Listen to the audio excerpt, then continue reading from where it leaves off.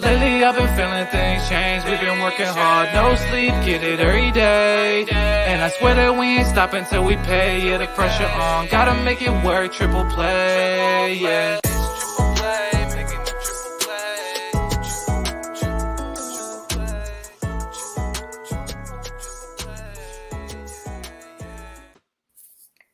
This is Triple Play Fantasy Basketball Week 17. On one end, Coach J. Lou. On the other, Doc Mendelson, representing the team that's about to lose the Super Bowl tonight because Patty Mahomes is on the other end. What up, Doc? Oh, I'm hearing James, who has two teams, who both haven't done anything, just being a homer. Yeah, well, my fantasy team is still pretty relevant, wouldn't you say? Oh, it's interesting how we're now changing topics. Yeah. Speaking of changing topics, trade deadlines just passed. What's your take? It was pretty It was weak. it was soft. It was weak. Yeah. Any winners, any losers, any takeaways? I think the winners have to be the Knicks. I feel like the Knicks did the most moves. This is probably as good a team as you felt, but assuming everybody is healthy, for them going into the playoffs since like that 1 year with Melo when they made it to the conference finals. But they look really good, and they've done a lot of moves. Yeah, I think the Bojan Bogdanovic, he's a really good playoff performer. He's huge. Alec Burks as shoot. Well. Yeah, I mean, I think that he's gonna eat up some minutes in the regular season. I don't think that he'll be once OG's there and playing 44 minutes. It's hard to in the playoffs. It's hard to fit him in. But I thought it was nice to get him. They didn't even give up any first round picks. They get Quentin Grimes, essentially.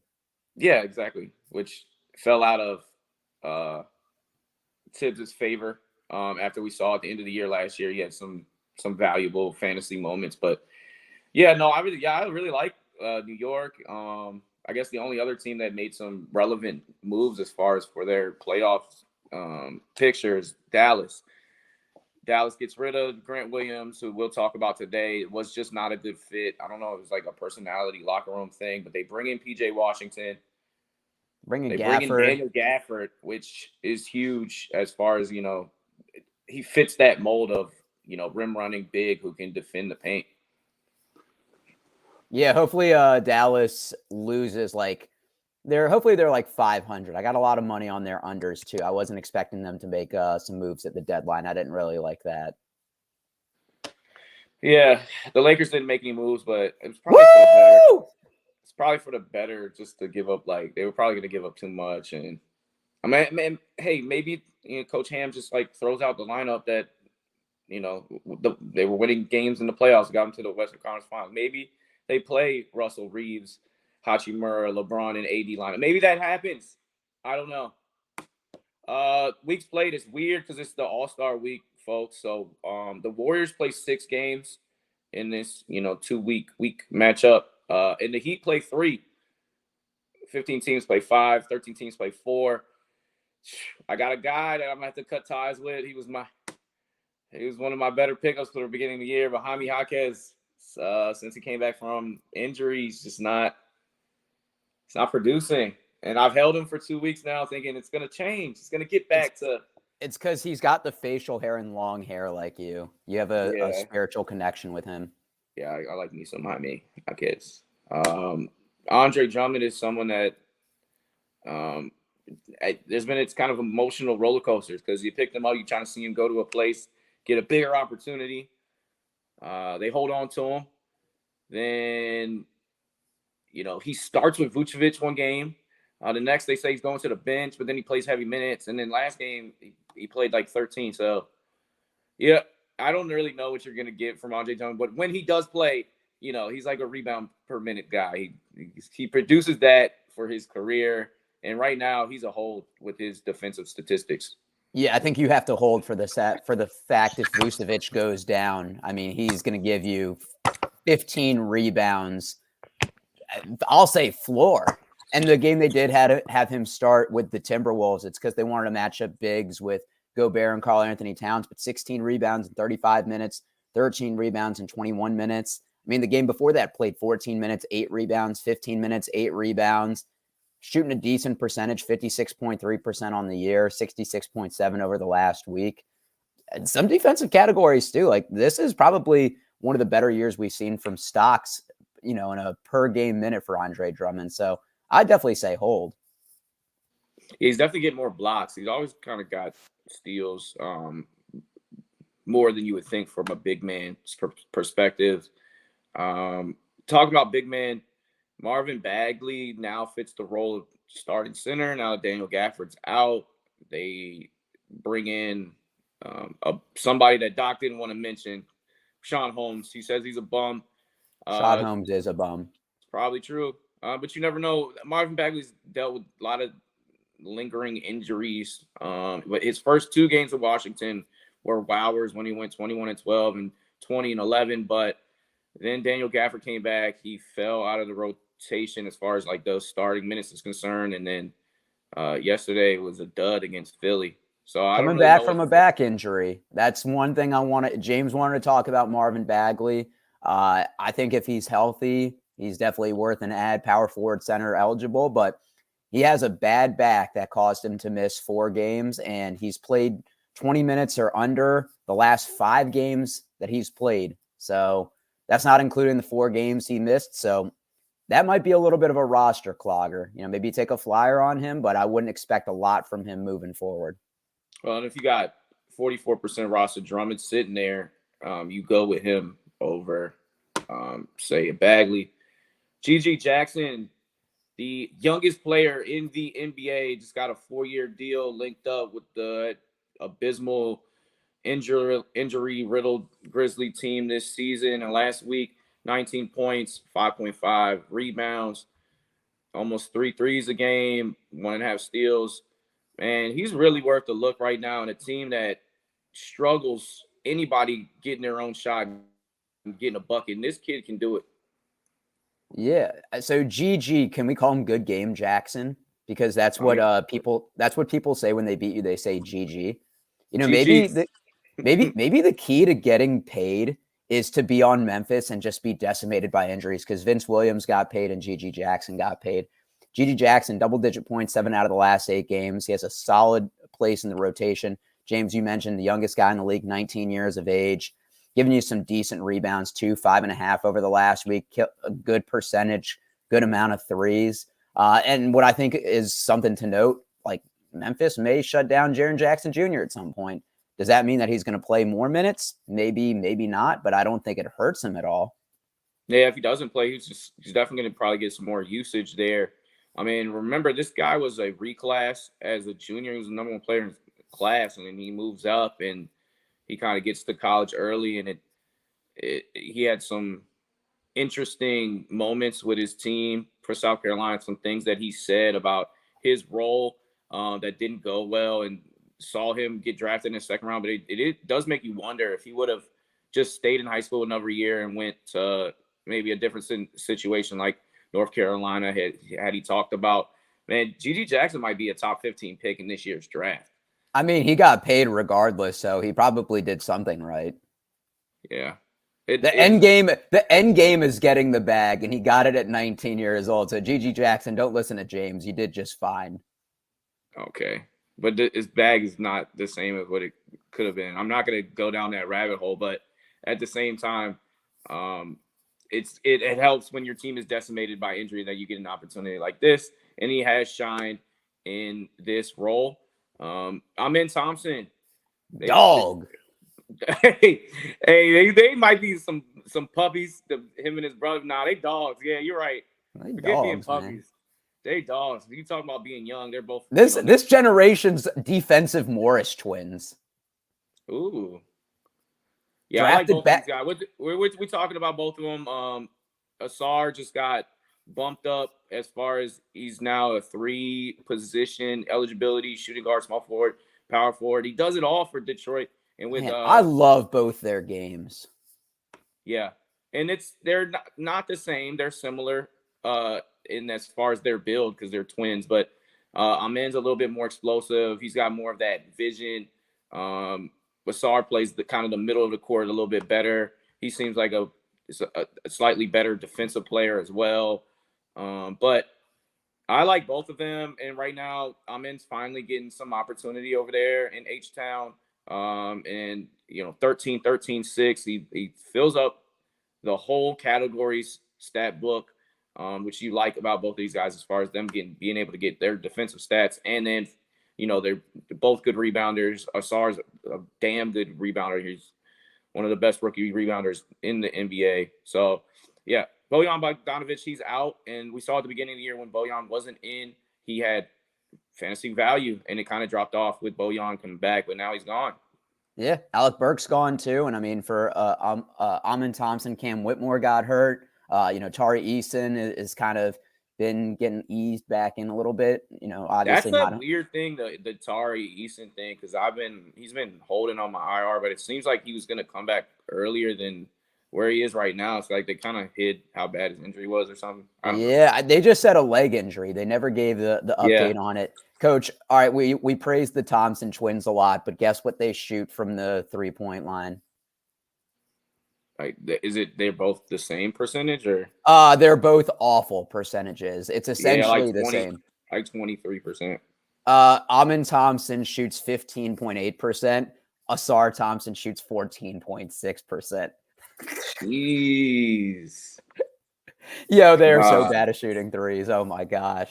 This is TJ McConnell category. Safe to say they're going under screen. All right, Coach, let me ask you though. Amen or Ausar, both are on the waiver wire. Who you picking? I'm getting Ausar, and it's harder to get him. As we see, he's 55% roster. It's going to be hard to find out. It's just the distinguished role of Amen Thompson. They just have more players in that position, and they're frankly a better team. So with more opportunities, you got to go Ausar. I'm going the opposite. Amen Thompson's been getting more minutes, and I have better faith in the coach than I do for Ausar Thompson. I don't trust Monty Williams with his rotation. All right. So he trusts Ime Udoka, and he trusts Dillon Brooks. He is what we think he is. Why you keep wanting to put him in the show? You tell me why. I'm done with Dillon Brooks. James acts like he's had bad games. Look at the bottom. 23, 3, 4, and a steal. And most of the time, he's given you more than a steal a game at Indiana. Then the next game, 20 points, 2 rebounds, 3 assists, 4 threes, 3 stocks at Toronto. We didn't even put the game against Atlanta. 14 points. I shot 2 of 10 from 3. We'll put that a little bit. Yeah, I mean, is the league you're playing in doesn't include field goal percentage? Because if it does, 38% doesn't do it for me. Okay, that's over the last week. It's 45% for the season, okay? Dillon Brooks, volume guy that gives you some defensive stats. He's a career low 40% shooter, though. Like, this is like a career high, 45. But okay, he's playing 31.2 minutes per game. That's the most that he's ever had per season. And I think, obviously, the Rockets paid him, so they're going to play him. And he hasn't been bad. Fred VanVleet is out 4 games, at least with an adductor injury. We talked about Tari Eason, Cam Whitmore. Like, there's more minutes for him. I think he's like I don't know. He's a guy that you can ride a little bit in the regular season, but he's not going to help you win the championship. And we're getting closer to the playoffs. So just keep that in mind, that he's going to be somebody for me that, like, when it comes to playoff time, it's depending on his games played situation, he's going to be an easy guy to get rid of. You're talking about Dillon Brooks getting a lot of minutes. Jae Crowder has been, now that Doc Rivers is coach, and he's kind of filling in a solid role for the Milwaukee Bucks. In the last week, 10.5 points, 4.5 rebounds, 3.5 assists, doing a little bit of everything as far as categories concerned. Almost 2 threes, a steal. He had 21 against Minnesota. What's your feels on Jae Crowder? Well, you wanted to talk about Jae Crowder. Jae Crowder had 1 game over 10.5 points. He had 21, which is what brought it up. I think he's a streamer, somebody that you look at when Giannis is out. I think those games coincide with Chris Middleton being hurt. I know Chris Middleton isn't going to be coming back anytime soon. I imagine Milwaukee tries to keep him healthy for a playoff run, but there's just too many volume guys on there. They got Patrick Beverley at the deadline. I think if you want to stream him in a categories league, that's fine. He obviously gives you some rebounds, assists. He'll give you a steal, and he's not afraid to shoot the 3. But, you talk about somebody hurting your percentage. James, 1 of 7 from the field last game, 1 of 6 from 3. A couple games ago at Phoenix, 0 for 4 from 3, shooting 38% from 3 on the year. So I'm not as keen on Jae Crowder. I'd probably take Dillon Brooks over him. Yeah, well, I mean, he's 4% rostered, bro. Oh, like, I'm passing on Dillon Brooks in the way. He's not going to help me at all. But yeah, I'm going to tell you about Jae Crowder. I am going to tell you about Jae Crowder. He played 40 minutes, 37 minutes, 37 minutes, 30 minutes in his last 4 games. That's a lot of cardio. He's getting a lot of cardio, and he's doing decent. Corey Kispert, 25%. Oh, by the way, Jae Crowder, he's small forward, power forward eligible. That the graphic had shooting guard. He's not shooting guard eligible. But Corey Kispert, shooting guard, small forward eligible. One thing I like about Kispert, he's pretty consistent with banging down a couple threes, and he's shooting a high percentage. We're talking about low percentage. He has always done this, even for Gonzaga. He's a high percentage shooter, and recently he's been getting hot. Especially, I guess when it gets to this point in the year when you're just really bad, like you kind of feel like, I have an opportunity to really showcase myself and really, try to get a contract, and you get empowered by your coaches and shoot a little bit more. So yeah, Corey Kispert in the last week averaging 17 points, 4 rebounds, 2 threes in the steal. I mean, I don't hate it. Obviously you look at the last week's stats, 17 points a game. His season average is 12, 2.4 rebounds for the season. Last week is 4.3. Like, he's definitely been playing more and the volume is there.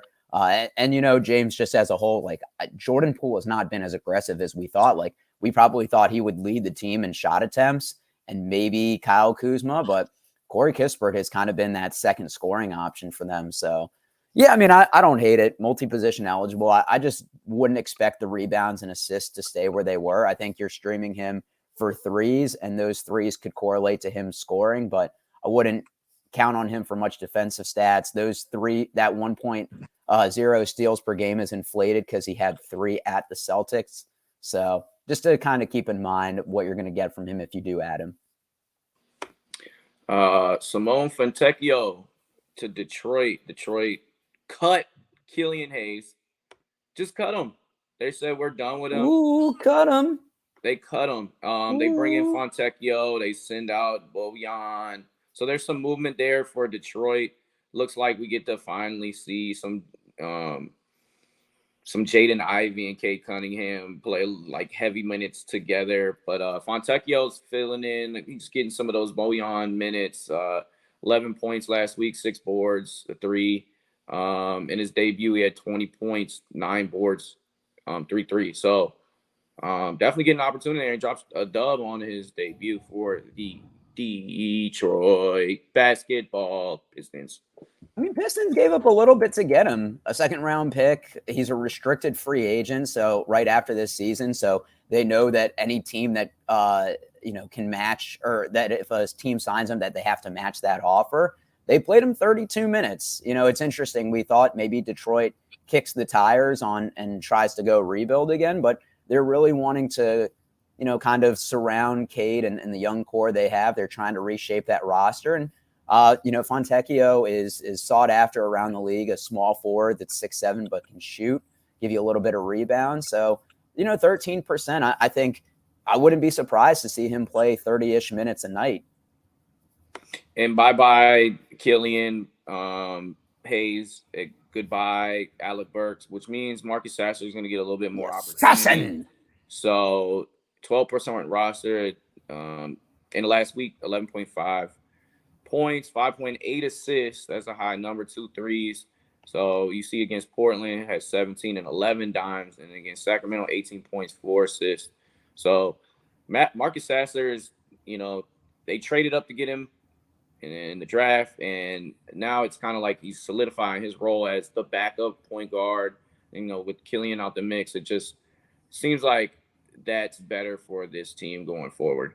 And put him on your watch list, because Cade is missing back-to-backs. Wouldn't be as surprising at a certain point if they shut Cade down. He had an injury this year, but had knee surgery last year. Cade is the future. Detroit, I'm sure in like 2 weeks, is mathematically eliminated from making the playoffs. So if they were a smart organization, they would tailor Cade's minutes the rest of the season, maybe shut him down at some point. So Marcus Sasser has a real chance, in my opinion, to have an everyday starting role, maybe late February, early March when the fantasy playoffs start. Yeah, and even though we said that the trade deadline was dry as hell, it was weak. We do got to talk about some of the other guys, our old faces and new places. Trey Mann gets out of OKC. Ain't no loving my man. Shoe up, ooh. You would have known that if you watched Jimmy Neutron, like I asked before the show. Yeah, it was a no. It was a no. But that's why I'm here. I do know me some Gordon Hayward, and I think it was a sneaky, good try for OKC if they can get him healthy for the playoffs, that he's in that 6-man rotation, either leading the bench or, being that fifth starter, ending games, because he can shoot, and he's a really good connector piece. He's a veteran in the locker room, not expecting, anything crazy because of his injury past. But we're here talking about Trey Mann anyways. I got on my Gordon Hayward rant, but 9 assists in that debut. He played 27 minutes, so some playmaking. We know that Charlotte is all bad except for Brandon Miller is a freaking baller. We'll see if Grant Williams, gets along with his teammates this time around. In his debut, he had 15 points, 8 boards, hit 3 threes. What's your take on the Hornets' new players and these two guys in particular? I mean, look, Trey Mann is 23 years old. I'm not afraid to kick the tires on him yet. They also cut James Bouknight about damn time. And LaMelo Ball, I don't know if you saw that they said his injury, rather than right ankle soreness, is right ankle tendinopathy. So that could be something that's lingering. If you've looked into the reports, they say that LaMelo is actually in a lot of pain. He's been no stranger to ankle injuries and major ones added. So I think Trey Mann, 27 minutes in his debut. Imagine when he learns the playbook a little bit more. I mean, Charlotte just seems to be decimated by injuries in general. Doesn't seem like Mark Williams is coming back this year. I know obviously that's in the front court, but I think that kind of bodes well for Grant Williams. Look, he's getting paid. He signed that 4-year, $53 million extension with the Mavericks in the offseason. So the Hornets are taking that salary on, and he played 32 minutes his first game, which was second most on the team to Brandon Miller. So, once again, Grant Williams looked good at the beginning of the year with the Mavericks, but I'm okay taking a flyer on guys that are going to get the minutes. They said that one of the final things of why they decided to trade Grant Williams, he was wearing Luka's shoes, and then he switched to wearing Tatum's shoes because he knew it would bother them. I don't know if you saw that report. Yeah, wearing the Tatums. Yeah, that's such a troll move. Oh, yeah. He does that.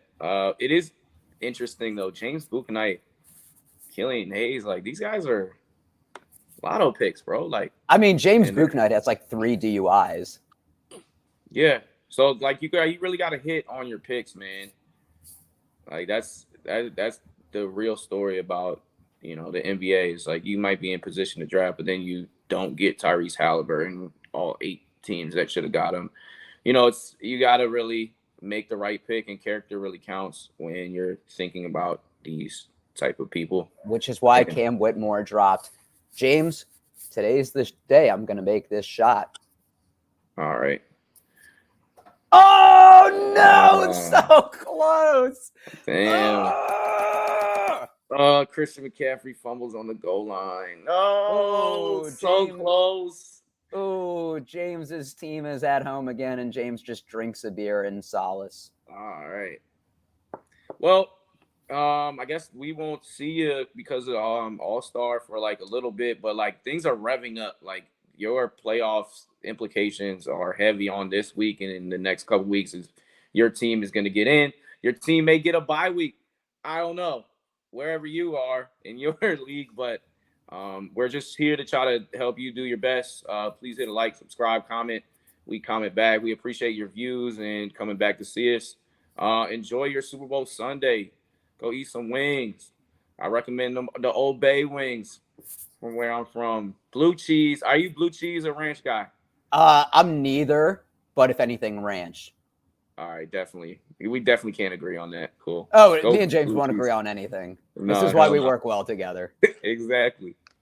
Wouldn't want it any other way. All right, Doc. On my end, I'm out. Peace. Lately I've been feeling things change. We've been working hard, no sleep, get it every day. And I swear that we ain't stopping till we pay. Yeah, the pressure on, gotta make it work, triple play, yeah.